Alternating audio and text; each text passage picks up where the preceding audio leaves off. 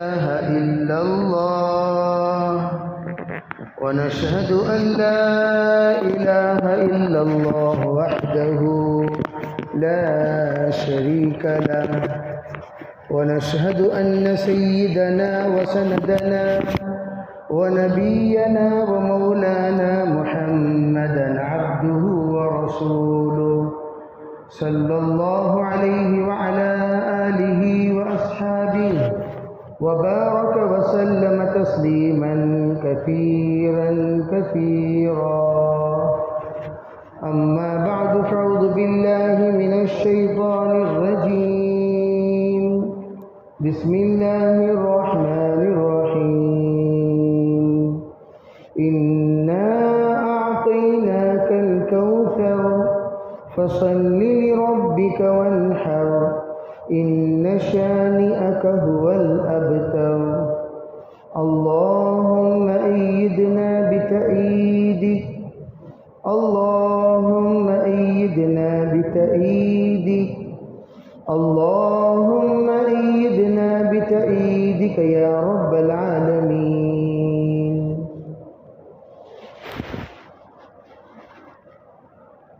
محترم معزز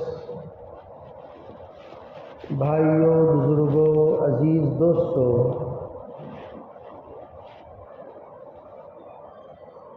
جو ماہ مبارک پر سے ہم گزر رہے ہیں، یہ ماہ مبارک جانی اور مالی قربانی کا ایک نمونہ ہے اور یہ مہینہ ہے. گویا یہ مہینے میں ہر بندے سے جانی قربانی کا بھی مطالبہ ہے اور مالی قربانی کا بھی مطالبہ ہے. اسی لیے اکابر فرماتے ہیں انسان کی زندگی میں دو طرح کی عبادتیں ہوتی ہیں. ایک عبادت بدن سے اور ایک عبادت مال سے. اور جو بندہ بدن کی عبادت کا عادی ہے اس سے کہو کہ وہ مال کی قربانی دیا کرے، اور جو مال کی قربانی کا عادی ہے اسے کہو کہ وہ بدن کی قربانی دیا کرے. ایک بڑا مجمع آپ کو ایسا ملے گا جو مال کی قربانی دینے کا عادی ہے. مسجد بناؤ بولو بنا دیں گے، مدرسہ بناؤ بولو بنا دیں گے، غریبوں کی امداد کرو بولو کر دیں گے. بھئی یہ علاقے میں کھانا کھلانے کی ضرورت ہے، سحری کرانے کی ضرورت ہے، افطاری کرانے کی ضرورت ہے، کرا دیں گے. ارے بھئی ان لوگوں کو کپڑے کی ضرورت ہے، دے دیں گے. بھئی ان لوگوں کو ریشن کی ضرورت ہے، دے دیں گے. لیکن جب نماز پڑھنے کو کہیں گے نہیں پڑھیں گے. سب کچھ دیں گے. بلکہ حیرت کی بات یہ ہے مسجد بنانے والے اسی مسجد میں نماز نہیں پڑھتے، مسجد کی تعمیر کرتے ہیں لیکن نمازی نہیں ہے. مسجد کا تعاون ہے، مسجد کا اکرام ہے، مسجد کی خدمت ہے، مسجد کے سب کچھ چیزوں میں حصے دار ہیں، لیکن نماز سے بالکل کورے. اس کے مقابلے میں کچھ لوگ ایسے ہیں مسجد آباد کریں گے، خوب نمازیں پڑھیں گے، خوب تلاوت کریں گے، خوب ذکر و اذکار کریں گے. جب ان سے کہا جائے ارے بھئی فلاں غریب بندہ ہے ذرا اس کی مدد کرو، فلاں جگہ پر چندہ دو، مدرسے کی امداد کرو، مسجد کی امداد کرو، غریبوں کی امداد کرو، یتیموں کی امداد کرو، تو وہ ایسے لوگ ہیں دم جائے دمڑی نہ جائے. عبادت تو خوب کریں گے لیکن اتنے کنجوس ہوں گے مال نکالنے کو تیار نہیں، صدقہ کرنے کو تیار نہیں، اور اپنے غریبوں کی غریب پڑوس کی مدد کرنے کو تیار نہیں.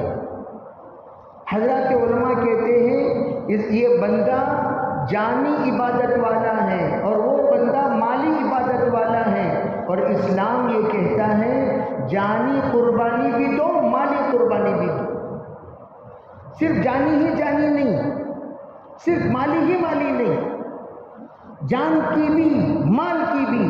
روزے کے ایام آئے روزہ بھی رکھو، نماز کا وقت آئے نماز پڑھو، ذکر کا وقت آئے ذکر کرو، تلاوت کا وقت آئے تلاوت کرو، جب کسی کی خدمت کا وقت آئے خدمت کرو، اور ساتھ و ساتھ مال بھی دو، ساتھ و ساتھ مال بھی دو۔ اسی لیے اللہ نے قرآن میں دونوں کے ایک ساتھ بیان کیا،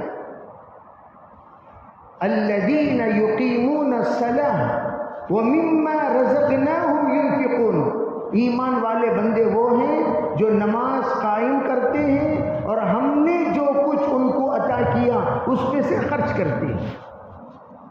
عجیب نکتہ حضرت تھانوی نے لکھا ہے، اللہ نے دونوں کو جدا نہیں کیا۔ تقریباً 66 آیتیں 66 آیتیں وہ ہیں جس میں مالی عبادت جانی عبادت دونوں کا ایک ساتھ ذکر ہے، یعنی نماز اور زکوٰۃ دونوں کا ایک ساتھ ذکر ہے۔ تو اس سے پتہ چلا نماز کو زکوٰۃ سے جدا نہ کرو، زکوٰۃ کو نماز سے جدا نہ کرو۔ جو لوگ زکوٰۃ رمضان مبارک میں نہیں دے سکتے اکٹھا، بعض لوگ ہوتے ہیں بیچارے جو ایک ساتھ زکوٰۃ نہیں دے سکتے، تو حضرت تھانوی نے یوں فرمایا، ان کو قرآن یہ حل بتا رہا ہے، آپ اپنی زکوٰۃ کو ڈیوائیڈڈ بائی 365 کرو، ڈیوائیڈڈ بائی 360 کرو۔ جب آپ کا پیسہ ڈیوائیڈڈ بائی ہو جائے گا، اب دیکھو روزانہ کتنا دینا ہے، نکلے گا 50 روپے دو، 100 روپے دو، 20 روپے دو، 40 روپے دو، 200 روپے دو ڈیلی۔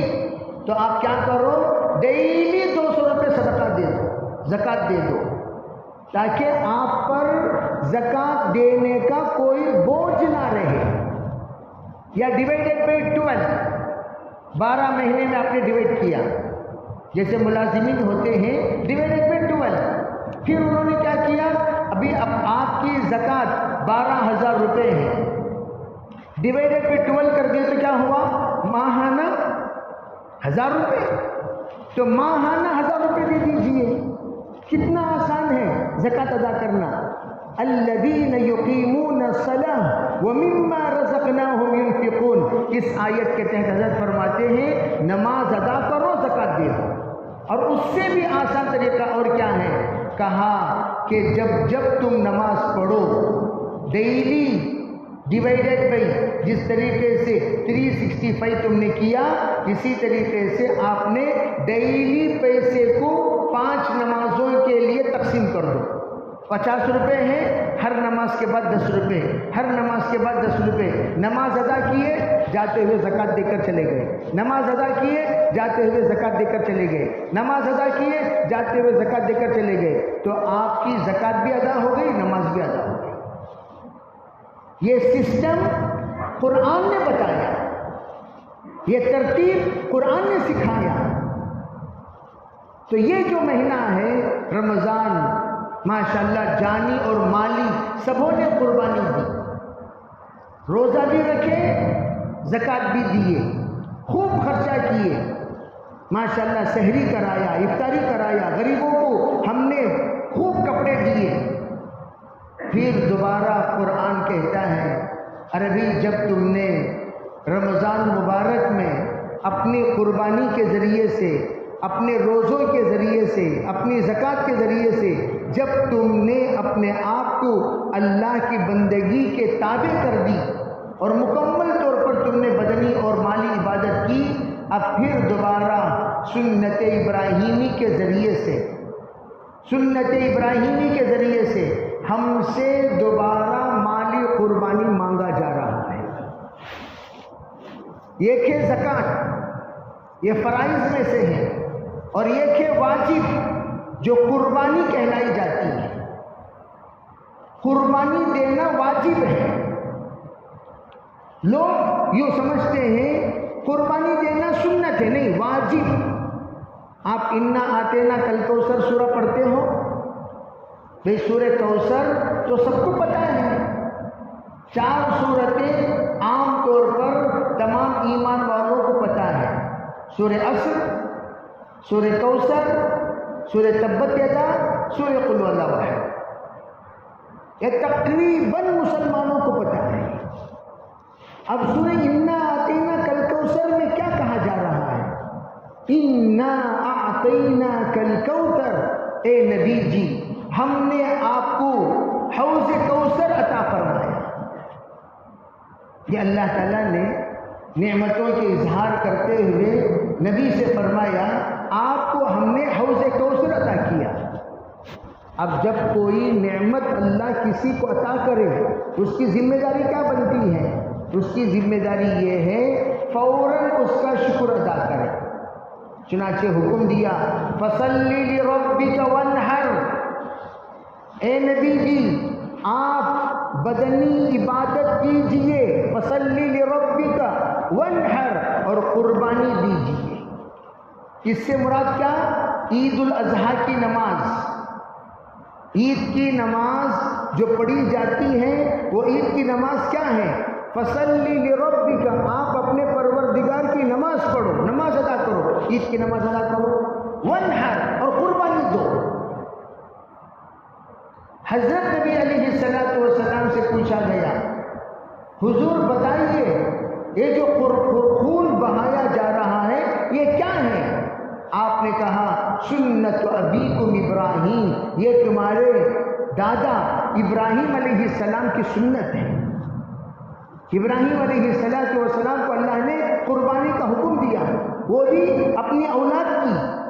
جس وقت اپنی اولاد کی قربانی حضرت ابراہیم علیہ السلام کرنے کو تیار ہو گئے، اس وقت اللہ رب العزت نے جس وقت دیکھا میرا بندہ، میرا خلیل ابراہیم، میرا دوست ابراہیم جب امتحان میں کامیاب ہو گئے تو اب اللہ نے اولاد کو ہٹا کر جنت کا دمبا لٹا دیا۔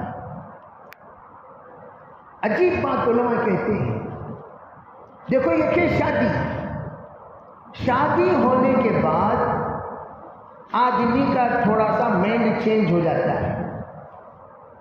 اب وہ بہن اس طرح نہیں لگتی جس طرح شادی سے پہلے لگتی تھی، ماں باپ اس طرح نہیں لگتے جس طرح شادی سے پہلے لگتے تھے، بھائی اس طرح نہیں لگتے جس طرح شادی سے پہلے لگتے تھے، ذرا ان کی طرف توجہ فیصد کے اعتبار سے کم ہو جاتی ہے، فوکس ادھر بیگم کی طرف۔ ٹھیک، بہت اچھی بات ہے، لیکن جو لوگ دیندار ہوتے ہیں وہ لوگ بیگم کی طرف فوکس دے کر بیگم کے نہیں ہو جاتے، بلکہ اپنے سیلف کنٹرول رکھتے ہیں۔ بیگم کو جو درجہ دینا بیگم کو، ابو کو جو درجہ دینا ابو کو، امی کو جو درجہ دینا امی کو، بھائی کو جو درجہ دینا بھائی کو، بہن کو جو درجہ دینا بہن کو، سسرال کو جو درجہ دینا سسرال کو، ہر ایک درجہ۔ میں ایک مرتبہ سمجھا رہا تھا، میں نے کہا بھائی ایک طرف تمہاری ساس بیمار ہوئی، ایک طرف تمہاری ماں بیمار ہوئی، اور تم نے کیا کیا؟ اپنی بیگم کو لے کر ساس کی تیمارداری کے لیے چلے گئے، لیکن ماں کو چھوڑ دیا۔ اگر تم عقل مند ہوتے، سمجھدار ہوتے، بردبار ہوتے، دین کا فہم رکھتے، دین کا علم رکھتے، تو کیا کرتے؟ ماں کی خدمت کے لیے خود رہ جاتے، ساس کی خدمت کے لیے ان کی بیٹی کو روانہ کر دیتے۔ جاؤ جی تمہیں جاؤ تو تمہاری امی کی خدمت کرو، میں یہاں رہتا ہوں میرے امی کی خدمت کرتا ہوں، ہمارے امی کی میں خدمت کرتا ہوں، تمہیں تمہارے امی کی خدمت کرو۔ یہ طریقہ ہو، ان اللہ یأمرکم بالعدل والاحسان، اللہ تعالیٰ انصاف کا حکم دیتا ہے۔ اللہ کہتا ہے بھائی انصاف کے ساتھ معاملہ کرو، انصاف کے ساتھ پیش آؤ۔ انصاف کسے کہتے ہیں؟ انصاف کہتے ہیں پہلے ترازو میں رکھ کر تولو، میرے لیے ماں کا درجہ اس کے لیے وہ ماں ہے، میرے لیے یہ ماں ہے، اس کے لیے یہ سانس ہے، میرے لیے وہ سانس ہے۔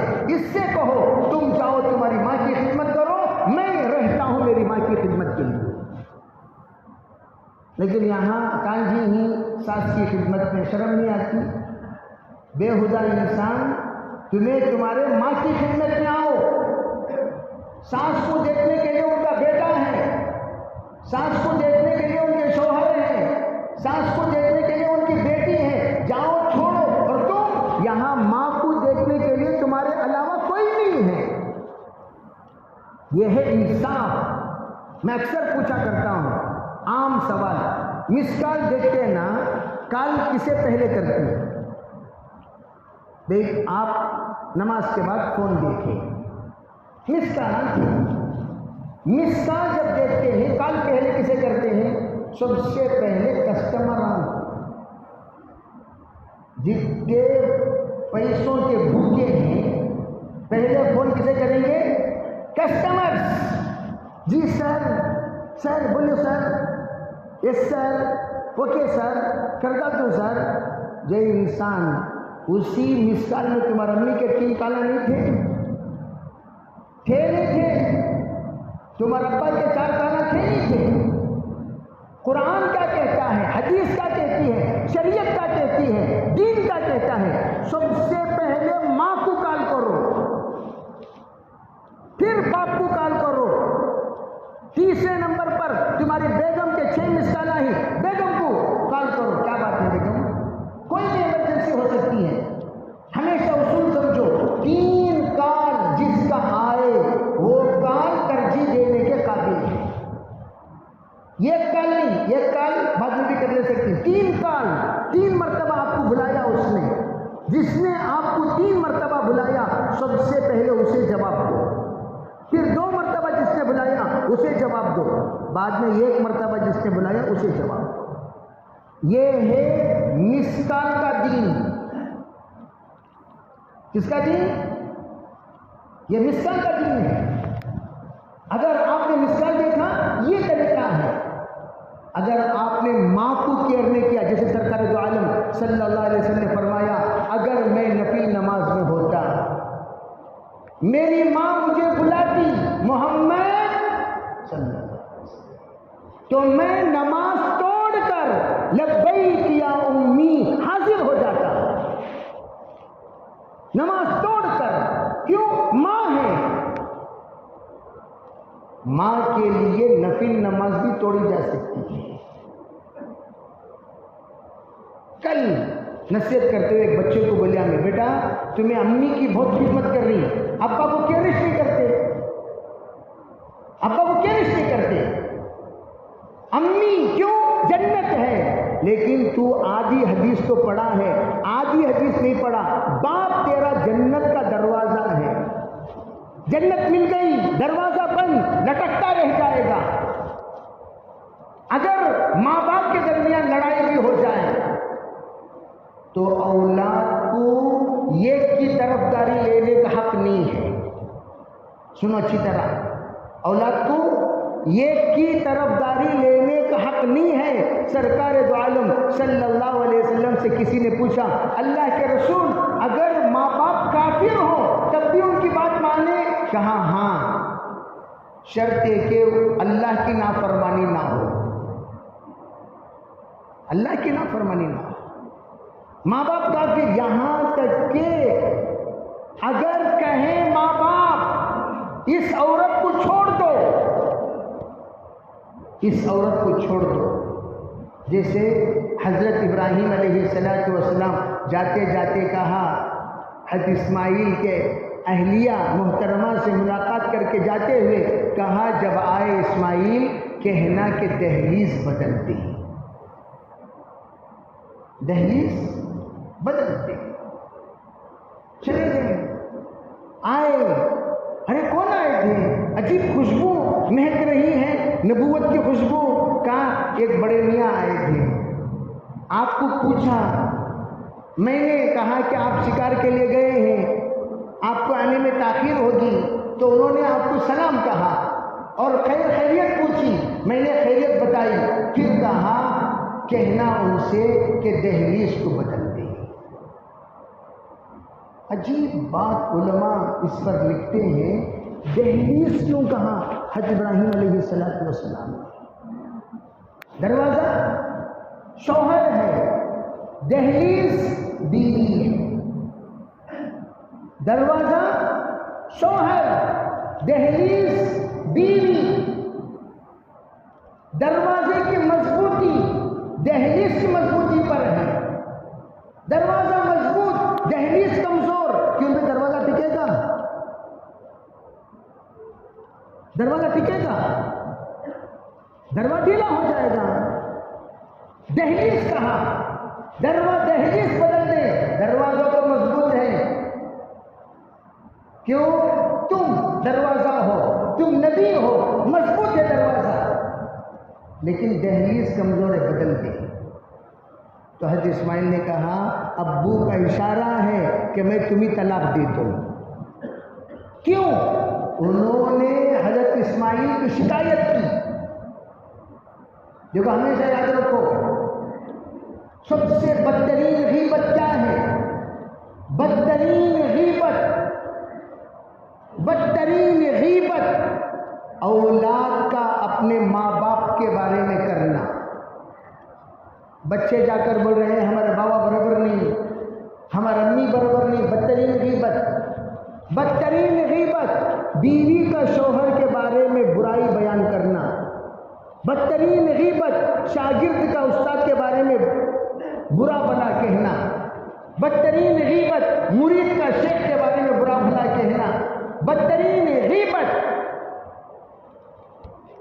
عجیب بات علماء نے فرمایا، محسن کا، جس نے ہم پر احسان کیا، اس کے بارے میں اس کا احسان بھول کر غیبت کرنا۔ بھول گئے، بدترین غیبت۔ اور یہاں پر اس نے بدترین غیبت کی، بیوی نے شوہر کی، فرمایا دہلیز بدل دو۔ 300 سال کے بعد حضرت تشریف لائے، پوچھا بیٹا کیسے ہیں ہمارے؟ اچھے ہیں؟ بیوی نے بہت تعریف کی۔ اللہ کا شکر ہے، اللہ کا کرم، اللہ جو دیا اس پر ہم راضی۔ یاد رکھنا، جس بیوی کی زبان پر شکریہ کے الفاظ رہے، اس بیوی کے گھر میں ہوتے ہوئے کبھی اس گھر کو فاقہ نہیں چھو سکتا، فاقہ نہیں چھو سکتا۔ ہم شوہر تو ضرور بن گئے، کوئی شک نہیں، لیکن اپنی بیوی کو جو تربیت کرنا چاہیے وہ تربیت نہیں کر سکے۔ سب ایلبوڈ شوہرا، ایلبوڈس۔ نتیجہ کیا ہوا؟ نتیجہ یہ ہوا کہ بیوی کیوں، کس طریقے سے بیوی بنا کر رکھنا چاہیے ہم نے ان کو نصیحت ہی نہیں کی۔ روزانہ 5 منٹ صحیح تم دونوں بیٹھ کر آپس میں نیک بننے کا ارادہ کرو۔ بیگم سے پوچھو، بیگم آج میں 5 وقت کی نماز پڑھیا جی، الحمدللہ 2 نمازاں جماعت کے ساتھ پڑھیا، 3 نمازاں بغیر جماعت کے پڑھیا، تمہیں بھی؟ میں نہیں، آج میں کیا بھی نماز نہیں پڑھی۔ کی بھی نہیں پڑھے؟ کی نہیں پڑھے؟ کی نہیں پڑھے؟ خیر اب پڑھ لو 5 نمازیں، فجر، ظہر، عصر، مغرب، عشاء، اب پڑھ لو۔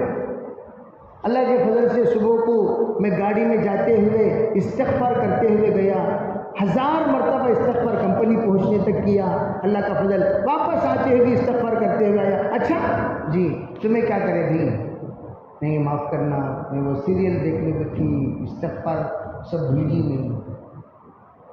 دھیرے دھیرے، ڈانٹنا نہیں، گرم نہیں ہو جانا، ٹھیک ہے بھائی؟ سبا انشاءاللہ کوشش کرو، ٹھیک ہے؟ دھیرے دھیرے اپنی کارگزاری پہلے سناؤ۔ نماز پڑھے کیا؟ نہیں، میں نماز پڑھیا الحمدللہ، تمہیں بھی پڑھے کیا بھی؟ پہلے اپنی کارگزاری سناؤ۔ پہلے تمہیں جاگو پڑھو جی، کیا جاگو مجھے کچھ نہیں سو، پہلے اپنی سناؤ۔ میں پڑھا، ذکر میں کیا، فکر میں کیا، دعا میں کیا۔ جھوٹ، آج ایک جھوٹ بھی بولا نہیں، آج میں یہ جھوٹ بھی نہیں بولا، تمہیں بھی مذاق سے بھی نہیں۔ بعض لوگ جھوٹ کا پلندہ بن جاتے ہیں، پلندہ، جھوٹ جھوٹ جھوٹ، اتنا جھوٹ بولتے ہیں میرے عزیز بھائیوں، ایک مرتبہ جھوٹ بولنے سے فرشتے 70 کوس دور بھاگ جاتے ہیں۔ اور جھوٹ بولنے کی مذاق سے بھی ایسی عادت پڑ گئی ہے ہمارے اندر، جھوٹ، لا حول ولا قوت، آرام سے۔ کیوں بھائی؟ میں پوچھنا چاہتا ہوں، سچ بولے تو کیا ہو جاتا ہے؟ آج ہمارے ذکر میں لذت کیوں نہیں؟ جھوٹ کی وجہ سے۔ تلاوت میں لذت کیوں نہیں؟ جھوٹ کی وجہ سے۔ دل میں سکون کیوں نہیں؟ جھوٹ کی وجہ سے۔ دل کے اندر ہیبت، دل کے اندر ایک عجیب سی کیفیت ایسی بن گئی ہے، دل میں ظلمت چھا گئی، ظلمت۔ کیوں بھائی؟ جھوٹ۔ سچ بول کر دیکھو، نیت کر لو آج سے میں مذاق سے بھی جھوٹ نہیں بولوں گا، پھر دیکھنا اللہ تمہاری زندگی میں کیسی برکتوں کا نزول فرماتے ہیں۔ الصدق ینجی والکذب یہلک، سچائی انسان کو نجات دلاتی ہے، جھوٹ انسان کو تباہ و برباد کر دیتی ہے۔ آج ہمارے جو بے برکتی ہے نا، کمائی میں، اولاد میں، بیوی ہماری بات نہیں سنتی، بچے ہماری بات نہیں سنتے، کاروبار میں ہماری عزت نہیں، یہ سب جو کچھ ذلت کے اسباب ہیں وہ زبان کی جھوٹ کی وجہ سے۔ زبان سے ہمیشہ جھوٹ، کتنا جھوٹ بولتے، ذرا بیٹھ کو سوچو، آج میں کتنا جھوٹ بولا، صبح سے لے کر فون اٹھا کو کام کی رہتی بولتی اسے کیا میں سرکل پار کر ڈالیا، بولتے اسے کیا تمہارے دروازے کے سامنے چھونا جی کتنی، ایک کو بھی ایسا جھوٹ ہے، ایک کو ایسا جھوٹ جس کی وجہ سے جھوٹے کی اولاد بھی جھوٹا، انہیں بھی جھوٹا۔ کتنا سا بچہ جھوٹ بولتا ہے، کتنی سی بچی جھوٹ بولتی ہے، بیوی جھوٹ بولتی ہے، سسرا جھوٹ بولتا ہے، ساس جھوٹ، بھائی جھوٹ، پورا خاندان جھوٹوں کا خاندان۔ خاندان میں ایک جنا تو سچا ہے کیا بھائی؟ ایک جنا انہیں سچا حضرت، انہیں جھوٹ نہیں بولتا، جو ہے وہ ہے۔ حضرت نبی اکرم صلی اللہ علیہ وسلم نے دیکھا ایک بچے کو مٹھی بند کر کے ماں بلا رہی تھی، سرکار نے پوچھا ماں کی یدی، تیرے ہاتھ میں کیا ہے؟ ہاتھ کھولا تو کھجور تھا، کھجور۔ حضور نے فرمایا اچھا ہوا تیرے ہاتھ میں کھجور تھا، کہا اگر کھجور نہ ہوتا تو جھوٹوں میں شامل ہو جاتی۔ ہم تو جھوٹ کو بہت آسان سمجھ گئے، ٹیکنیک سمجھ گئے، کیسا ٹھکایا میں اسے، کیسا ٹھکایا، نہیں نہیں نہیں، جھوٹ اللہ کے واسطے جھوٹ زبان سے نکالو۔ میں آپ سے التجا کر رہا ہوں، پھر دیکھو لا الہ الا اللہ کا مزہ، استغفر اللہ کا مزہ، الا اللہ کا مزہ، آپ اللہ اللہ کہو گے دل کے اندر نور کیسا بڑھتا ہے، ایسا نور اللہ عطا کرے گا، صحیح اور غلط کے درمیان تم تمیز کرنے والے بن جاؤ گے۔ آپ کو اللہ وہ بصیرت دے گا، آپ کی نظر بتائے گی کون کون کتنا سچا ہے، کون کتنا جھوٹا، خالی ایک نظر میں آپ پہچان لیں گے۔ کیوں؟ اتقوا فراست المؤمن فإنه ينظر بنور اللہ، مومن کی فراست سے ڈرو، مومن اللہ کے نور سے دیکھتا ہے، وہ نور اللہ سینے میں عطا کرے گا زبان پر سچ لانے سے۔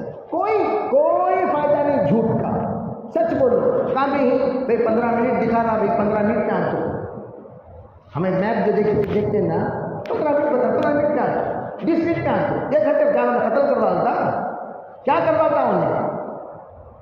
آپ اگر سچ کہو گے وہ سچائی کی برکت سے اس کے دل میں اور عظمت بڑھے گی، وہ کہے گا تمہیں یہ کچھ بھی صحیح بولتی سو بخیا دلندرا یہ جنابی کانچی رہتا کانچی بولتا کانچی رہتا، تمہیں ایک انسان 10 لوگوں میں صحیح بولنے والے، تو آپ کی عظمت بڑی گھٹی بڑھ جاتی ہے، خود بخود دل کے اندر عظمت بڑھ جاتی ہے۔ تو ہم جھوٹ نہ بولیں، ہرگز جھوٹ نہ بولیں۔ دوسری بات قرض، جیسے کہ میں نے کہا جانی اور مالی قربانی کا مہینہ ہے یہ۔ حضرت ابراہیم علیہ السلام نے جب پوچھا تو ہم حضرت اسماعیل کی اہلیہ محترمہ نے صاف کہا یہ ہو رہا ہے، تو انہوں نے اچھی تعبیر کی، اچھے انداز سے بتایا۔ تو حضرت ابراہیم نے کہا چوکٹ کی حفاظت کرنے کو کہو۔ تو اس لیے میں عرض کرنا چاہتا ہوں ہمارے بیگم سے بھی ہم نصیحت کریں، دیکھو جی میں بھی جھوٹ نہیں بولتا، تمہیں بھی جھوٹ نہ بولو، کیا ہے صاف بولو، صحیح بولو۔ جھوٹ بولیں گے گھر میں سکون نہیں رہے گا، جھوٹ بولیں گے اعتبار ختم ہو جائے گا، نہ شوہر بیوی پر اعتبار کرے گا، نہ بیوی شوہر پر اعتبار کرے گا، نہ بیوی کرے گی اعتبار، نہ شوہر کرے گا اعتبار، نہ بچے کریں گے۔ ہمارے بابا ہمیں شاعری ساتھی بیٹا بول رہا ہے، ہمارے والد شام کو چلاتا ہوں تو بیٹا شام کو کام 3 شام گزر گئے، ایک پینسل دلانے 3 شام ہونا، ایک شارپنر دلانے 3 شام ہونا، ایک جیومیٹری باکس دلانے 3 شام ہونا۔ اب آپ کتاب لینا جانا با اسکول کو، ہمارے فرینڈس پورے کتاب لے لیے، ہمارے دوستوں پورے کتاب لے لیے، تمہیں ہمیں کب با انشاءاللہ صبح کو دلاتا ہوں بات ہوجیے کتاب ہے، صبح 10 دن سے بچہ کلاس میں شرمندہ ہو رہا سب کے سامنے، سب جگہ نئے بیگاں لے لیے، نئے کتاباں لے لیے، حضرت والا شام بولتے بچے کو ٹھکا لیتے ہیں۔ ایک جگہ پر میں نے عورتوں کے بارے میں یہ سنا، سنگا زیادہ لے رہی ہے، سنگا یعنی سودی قرض، حرام قرض لے رہی ہے۔ تو جس وقت عورتوں سے معلوم کرنے کو کہا، پھر معلوم کرو، عورتوں سے معلوم کرو کیوں ایسا لے رہی تھی، میں قرض ہاں کیا ضرورت، شوہر ہمارے نہ۔ عورتیں کہنے لگی ہمارے بچوں کے واسطے لیے سو،